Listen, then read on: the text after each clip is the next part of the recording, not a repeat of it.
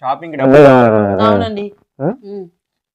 అది ఒక 10,000 అమ్మకు ఒక 5,000 ఇచ్చి మిగతా 5,000 నువ్వు వాడుకో. ఇంకేదైనా బ్యాలెన్స్ ఉంటే తిరిగి ఇచ్చేయండి. ఉండవులేండి, సరిపోతాయి ఇద్దరికి. అంతేనా? అంతే అండి, థ్యాంక్స్ అండి. 10,000 ఇచ్చి అమ్మకి 5,000 నాకు 5,000 అంట. 5,000 ఒక 1,000 ఇస్తా, 9,000 నేను నొక్కుతా. అత్తయ్య ఏంటమ్మా? ఇదిగోండి మీ అబ్బాయి షాపింగ్ కని మీకు 1,000 రూపాయలు ఇమ్మన్నాడు. సరేలే, దీని చేతులు ఏంది కట్టలు కట్టలు కనబడుతున్నాయి, నాకేమో ఒకటే 1,000 రూపాయలు ఇచ్చింది.